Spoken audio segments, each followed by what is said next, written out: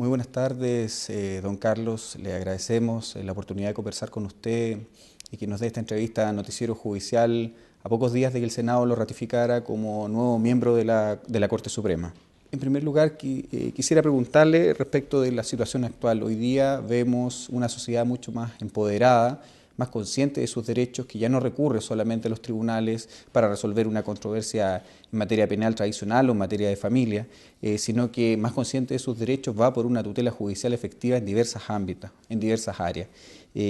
¿Cuán preparado está el Poder Judicial para poder responder a esos requerimientos de la ciudadanía? Chile ha avanzado de tal manera, casi hemos estado inconscientes nosotros los chilenos, que eso ha redundado en un mayor nivel de cultura. Y el mayor nivel de cultura incluye el de conocer los propios derechos y hacerlos valer. Y en ese sentido ha habido una ampliación del ámbito de la demanda judicial y una mayor velocidad en el requerimiento. Ahora, eso a mi juicio ha significado pedirle a la jurisdicción lo que clásicamente ella no estaba preparado con, digamos, prolijidad tal vez, quiero usar un término prudente, para responder.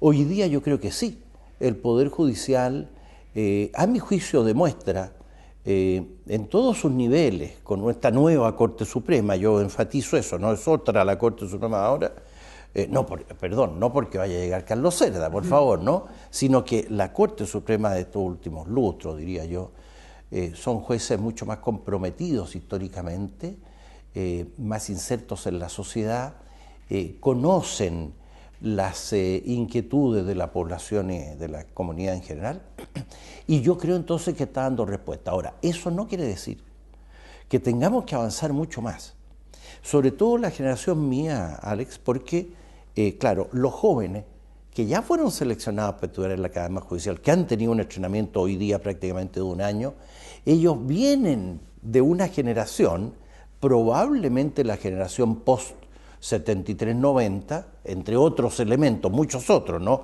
Porque eso es un factor puramente interno nacional, pero internacionalmente la juventud también piensa mucho más rápido, está comunicada, está universalizada, y por lo tanto eso lo traen adquirido mucho más los de la generación que está egresando a la Academia Judicial y egresado desde que se creó, que nosotros. Pero en general, yo diría que sí, está capacitado para responder y ha estado dando la respuesta. En ese sentido, la Academia Judicial y el trabajo que está desarrollando hoy día permite formar jueces con las condiciones y las competencias para poder desenvolverse en esta sociedad como la que tenemos actualmente. Yo creo que sí. Es decir, yo creo que la inversión mejor que ha hecho el Estado después de la dictadura ha sido la Academia Judicial, porque ha contribuido a particularizar, identificar el trabajo jurisdiccional, que en el pregrado aún hasta hoy no me parece que esté atendida esa labor con la especificidad, la profundidad que requiere. Y sobre todo en esta Academia Judicial, la de la actual dirección, porque hubo, a mi juicio, una cierta decaimiento respecto a la primera dirección, por distintas razones, ¿no? No estoy criticando a nadie, pero ahora se ha vuelto a retomar lo más esencial, los principios sobre los cuales se trabaja, la naturaleza del trabajo jurisdiccional, el estudio de cómo llegar a una decisión jurisdiccional, en lo que los ingleses llaman el judicial decision making, cómo hago la decisión de justicia. Y en ese sentido estoy bastante satisfecho con la Academia Judicial, porque lo peor, a veces nos ocurre en Chile, son los perfeccionismos, que nosotros mismos nos vamos hundiendo, empantanando, en crítica en la que no hay capacidad para ver lo bueno. Y eso yo echo de menos, por eso una oportunidad como esta, tan privilegiada como esta, sí, yo enfatizo sin ningún temor a crítica en las bondades de la Academia Judicial, ¿no? Hoy en la sociedad existe un debate acerca de cuál es el rol del juez en la judicatura, si el juez tiene que aplicar estrictamente lo que dice la ley o recurrir a todas las fuentes del derecho. ¿Cuál es la opinión que tiene usted respecto de esta discusión y si efectivamente tanto el foro como la academia y la propia jurisdicción han abordado este tema de manera adecuada? Mira, Alex, que a partir de los descubrimientos de la teoría del conocimiento, que no del derecho, de la teoría del conocimiento, Gadamer en adelante, Habermas, Wittgenstein, Arno, etcétera, etcétera, etcétera, hemos aprendido, sobre todo en torno al círculo gadameriano, que no hay objeto de conocimiento sin el sujeto. En parte Heidegger, la filosofía existencialista, Teilhard de Chardin, Ortega y Gasset, continuaron esto en el sentido Sartre también, que digamos, el derecho en la especificidad jurídica no puede hacerse sino en una experiencia, por eso se lo definió por ellos como aporético, necesariamente problemático. Entonces, dos cosas. Uno, teoría del conocimiento que incorpora al sujeto conocente al objeto. En este caso el objeto es el caso. Y ese caso que es inherente a todo derecho y con mucho mayor razón al jurisdiccional, hace entonces que no pueda hoy predicarse aceptablemente, no lo acepta hoy día, yo te diría, en el mundo, salvo en estas sociedades un poco más, digamos, empantanadas en un discurso jurídico que ya a mi juicio está superado, pero no importa que esté superado a mi juicio, sino que de estudiosos que en realidad no se ha podido argumentar en su contra, en el sentido que la ley no puede, la parte inicial de tu pregunta en realidad no existe hoy, no es una hipótesis valedera. A partir de la propia norma o de lo que la norma diga, si eso no existe. Yo esto lo he venido diciendo y he querido ser fiel a eso, no porque ella ha querido con el sino que me nace. Yo entiendo que no hay juez respecto del que, si tú describes su labor, pueda, digamos, prescindir de lo que estoy señalando. Esto es una teoría, es decir, una descripción del trabajo jurisdiccional doquiera, en el common law y en el derecho continental igual. Y entonces a mí se me ha criticado a partir de unos 10 años por ahí, por eso se argumentó en ese sentido con mucha legitimidad, me parece a mí, es decir, no estoy criticando absolutamente nada. Eso impidió que yo pasara a la Corte Suprema, porque la principal objeción, aparte de mis malas calificaciones, mi mal comportamiento, etcétera, estaba en los más de fondo, digamos, en esto. Usted se guía por un concepto de justicia que es suyo nada más. Entonces, ¿dónde queda la seguridad de la sociedad? ¿Dónde queda el Estado democrático que nos exige la fidelidad al juramento, al respeto a la Constitución, a la ley? Yo, en verdad, no por defenderme, echo de menos que se me señale un fallo. Yo he dictado, no sé, pero miles de fallos. Fíjate que estoy aquí hace 32 años, antes fui juez. Un fallo en que yo no haya aplicado el derecho y, por lo tanto, me haya rebelado contra el orden democrático. No se me ha indicado. Es muy necesario un debate sobre este tema. No a base de una crítica, yo creo, mezquina, o a partir de un desconocimiento del fondo de la jurisdicción, que entonces fallamos nada más que en conceptos subjetivistas de justicia, sino que un debate que ponga en el centro lo que es el núcleo de la jurisdicción, que es dentro de los trabajos decisorios de mayor calidad, porque la sociedad le encomienda a los jueces resolver prácticamente controversias que, como tú me decías al comienzo, me preguntaba, son hoy día del máximo interés de la mayoría de la sociedad. Don Carlos, ¿qué piensa usted cuando columnistas y editorialistas hablan de los jueces activistas con este concepto de activismo en tono más bien peyorativo? Dos cosas. Uno, desde el punto de vista teórico, como descripción de lo que hacen los jueces, sobre todo los jóvenes que han egresado a la academia, que por ahí va la crítica, inspirado sobre todo por mí, ¿no? Me remito a lo que ya te he señalado recién. Creo que ahí hay una desinformación, una falta de estudio. Bueno. Y lo segundo, es que, tal vez es tan importante como el anterior, es que, claro, en un poder judicial que había dejado de serlo históricamente, esto nos inquietaba mayormente, o sea, poder judicial manso, ¿no? Digamos, que empata, que aplica, que navega en aguas tranquilas, no viendo que hay temporales, ¿no?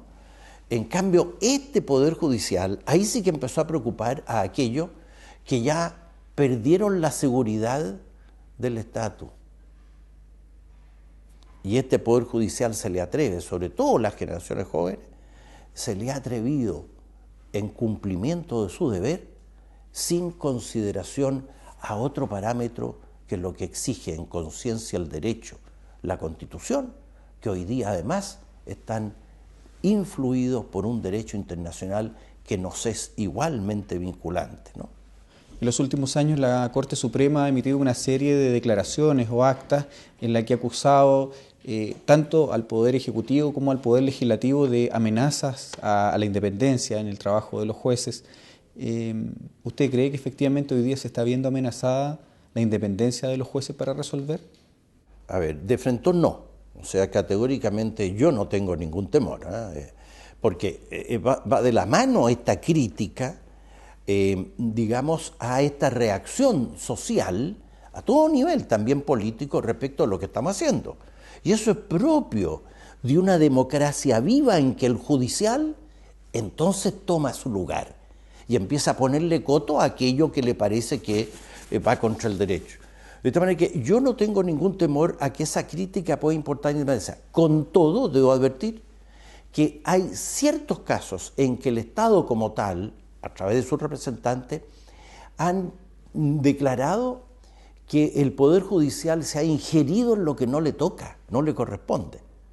Y allí sí que hay una injerencia, a mi juicio, porque es como si nosotros, judicial, le dijésemos al Ejecutivo o al Legislativo, mire, Ejecutivo, usted esto no es administración, sino que es jurisdicción, o usted legislativo, eso no es lo propio suyo, elaborar leyes, digamos, y en los casos que la Constitución lo respeta, las labores anexas a ello, sino que usted está allí resolviendo conflictos judiciales. Eso nunca lo ha hecho el Poder Judicial, que es decir, me refiero al Poder Judicial de estos últimos lustros, mucho menos el anterior, pero este que es el válido, a mi juicio, ¿no?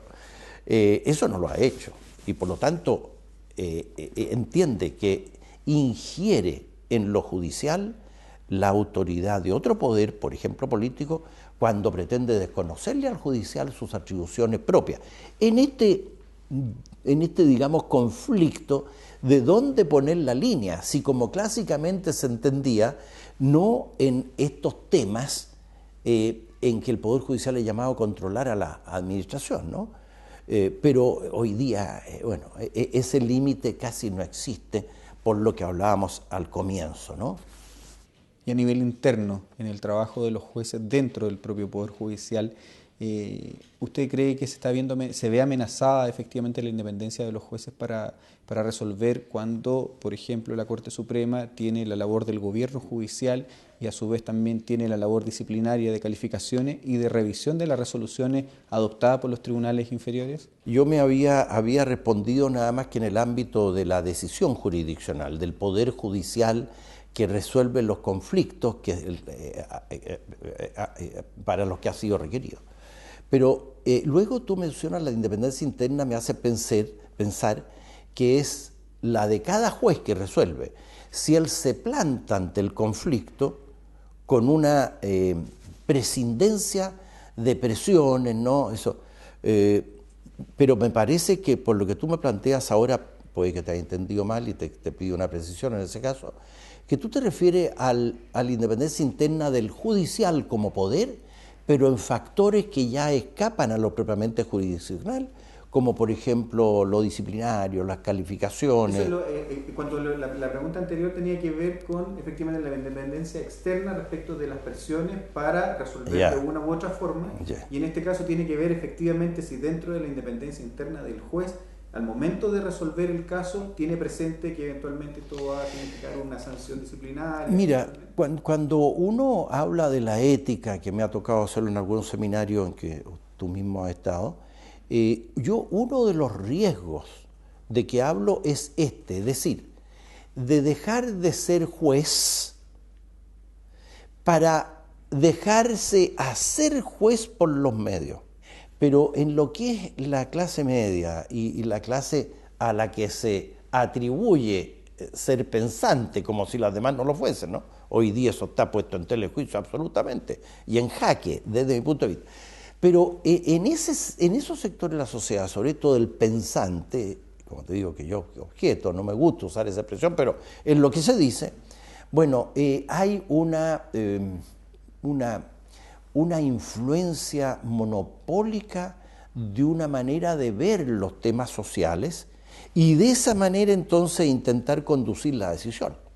El riesgo existe.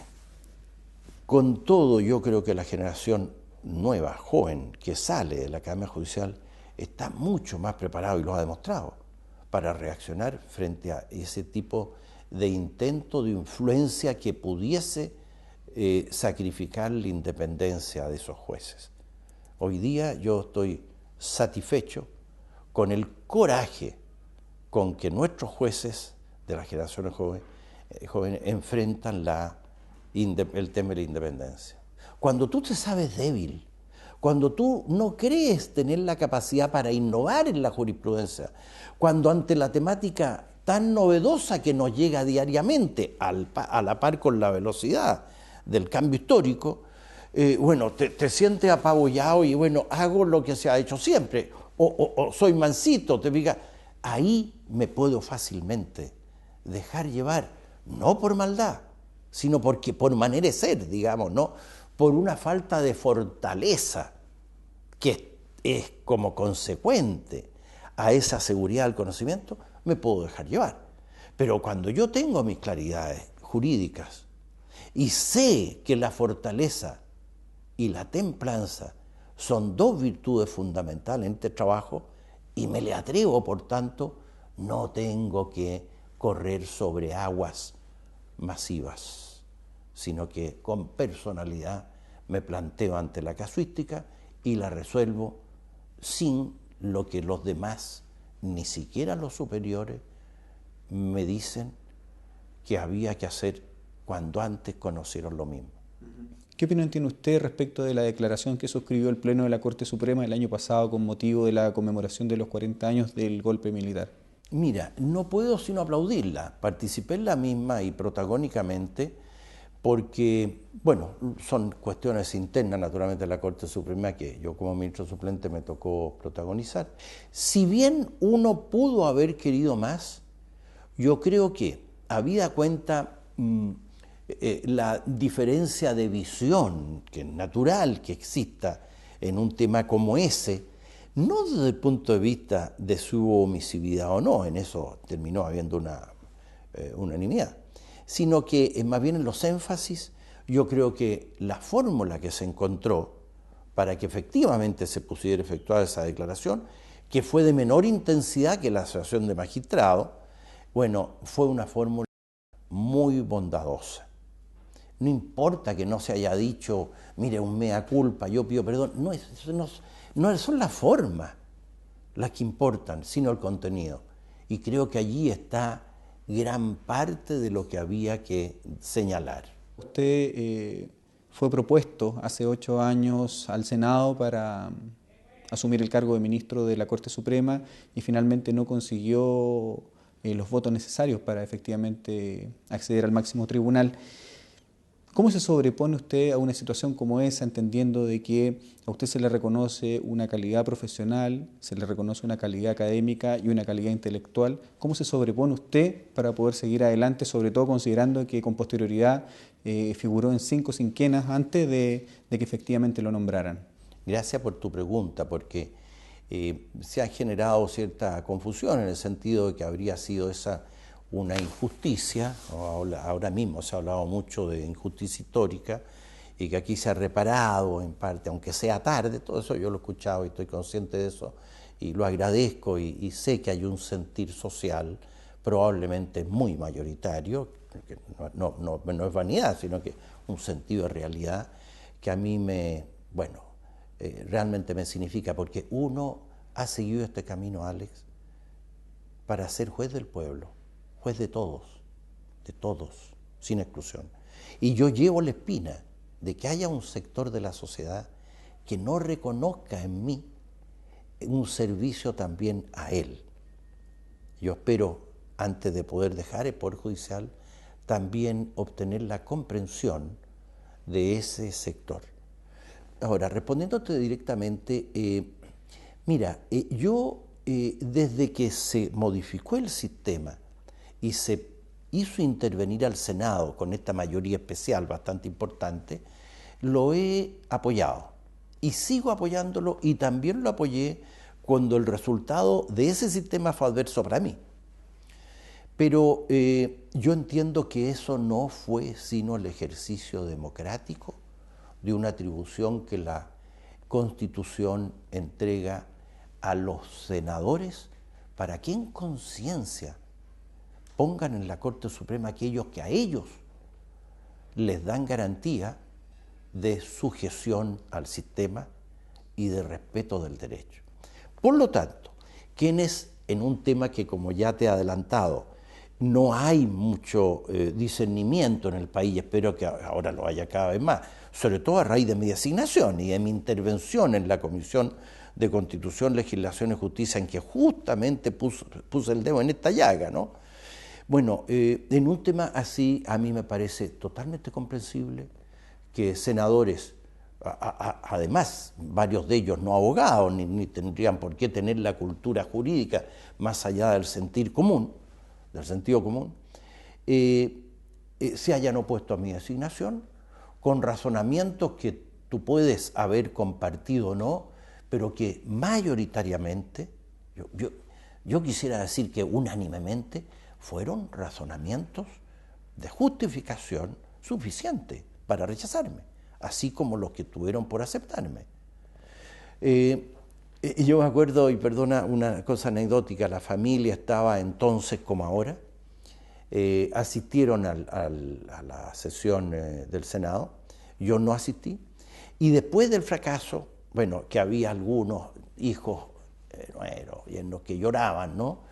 Yo sentí el deber de afirmar la democracia y que el dolor de una decisión que era, claro, adversa al papá, al suegro, no pudiese significar un sentido de no ser capaces de ver la inmensa riqueza democrática y por lo tanto positiva para un Estado de Derecho que allí hubo.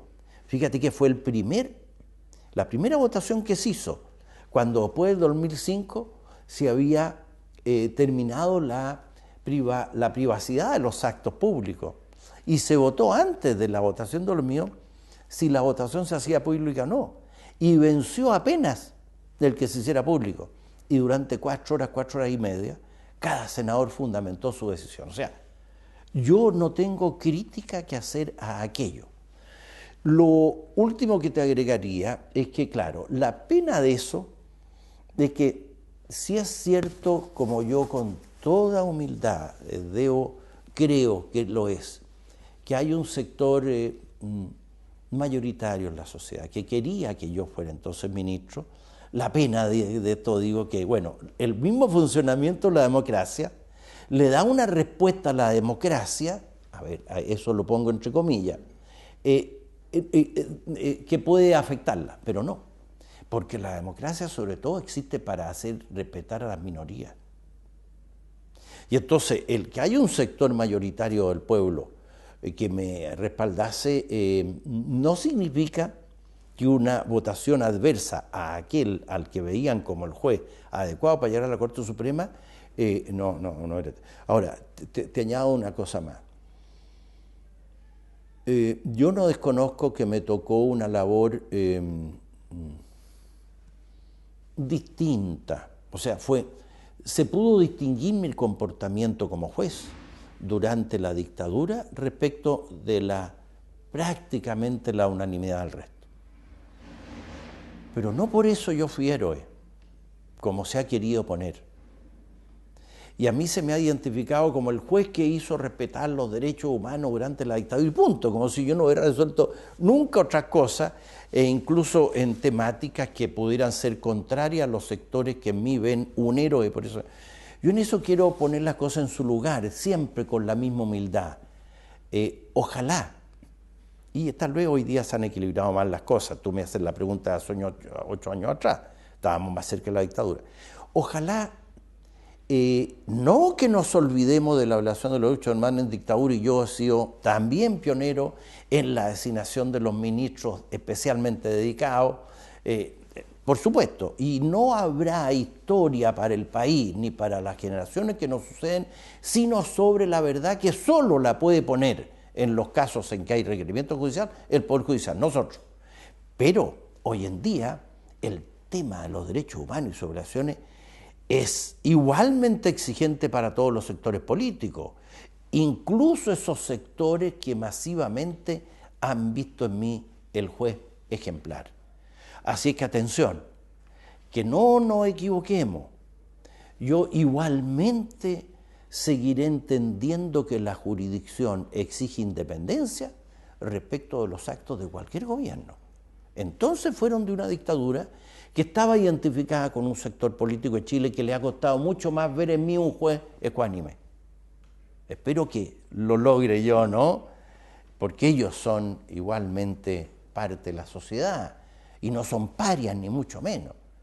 Yo tengo que convencer que lo que hemos hecho es simplemente hacer respetar los derechos básicos sin ningún juicio de justicia propia ni con alguna animadversión contra alguien. Y eso lo seguiré haciendo hoy día, 8 años después, y ahora desde la Corte Suprema, con la misma fuerza que le debo al juramento de respetar la Constitución y las leyes dictadas conforme a ella. Muchísimas gracias por su tiempo, señor Cerda. No hay por qué, Alex.